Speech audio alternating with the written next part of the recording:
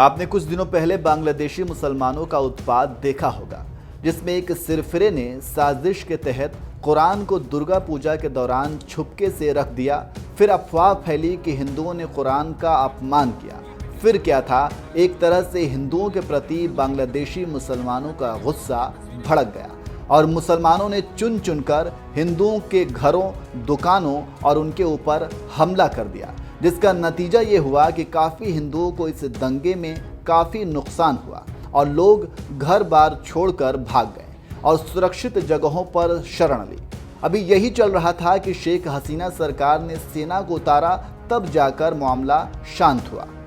अब खबर आ रही है कि शेख हसीना सरकार ने बांग्लादेश के पहले हिंदू चीफ जस्टिस को 11 साल के लिए जेल भेज दिया। खबरों की माने तो बांग्लादेश की एक अदालत ने धन शोधन एवं विश्वास भंग से संबंध एक मामले में मंगलवार को पूर्व और पहले हिंदू चीफ जस्टिस सुरेंद्र कुमार सिन्हा को 11 साल की कारावास की सजा सुनाई। सिन्हा देश में अल्पसंख्यक हिंदू समुदाय से पहले प्रधान न्यायाधीश बने थे। ढाका के विशेष न्यायाधीश चतुर्थ शेख नजमुल आलम ने पूर्व प्रधान न्यायाधीश को मनी लॉन्ड्रिंग के अपराध में 7 साल और आपराधिक विश्वास भंग के अपराध में 4 साल की जेल की सजा सुनाई। दोनों सजाएं साथ साथ चलेंगी। आपको जानकारी देते चलें कि 70 साल के सुरेंद्र कुमार सिन्हा अभी अमेरिका में रह रहे हैं। अदालत ने अपने फैसले में कहा कि पूर्व न्यायाधीश सिन्हा धन शोधित राशि के प्रधान लाभार्थी हैं।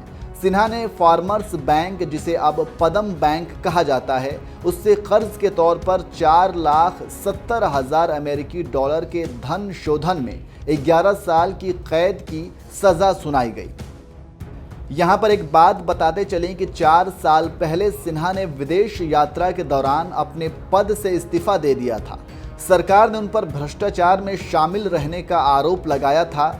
सिन्हा जनवरी 2015 से नवंबर 2017 तक देश के 21वें प्रधान न्यायाधीश थे। उन्होंने आरोप लगाया कि उन्हें इस्तीफा देने के लिए मजबूर किया गया क्योंकि उन्होंने बांग्लादेश के वर्तमान अलोकतांत्रिक और निरंकुश शासन का विरोध किया। इस मामले में 10 अन्य में से मोहम्मद शाहजहां और निरंजन चंद्र साहा को बरी कर दिया क्योंकि उनके विरुद्ध आरोप साबित नहीं किए जा सके। अपनी आत्मकथा a broken dream, rule of law, human rights and democracy में सिन्हा ने लिखा है कि 2017 में धौंस एवं धमकी के जरिए उन्हें इस्तीफा देने के लिए मजबूर किया गया। प्रधानमंत्री शेख हसीना ने कुछ गैर सरकारी अखबारों पर उनका समर्थन करने का आरोप लगाया। पुस्तक के विमोचन के बाद सिन्हा ने भारत से बांग्लादेश में कानून के शासन और लोकतंत्र का समर्थन करने की अपील की थी। तो आप समझ सकते हैं कि बांग्लादेश के पहले चीफ जस्टिस ऑफ बांग्लादेश के साथ क्या किया गया। आलोचक का कहना है कि सिन्हा से हसीना ने बदला लिया है और झूठे केस में फंसाकर सजा कराई है, क्योंकि जब वो जस्टिस की कुर्सी पर थे तब उन्होंने हसीना को मनमर्जी करने नहीं दी। वहीं कुछ आलोचक कह रहे हैं कि हाई कोर्ट में ये केस गिर जाएगा क्योंकि निचली अदालत का ये फैसला पक्षपातपूर्ण है। देखना होगा कि आगे क्या होता है।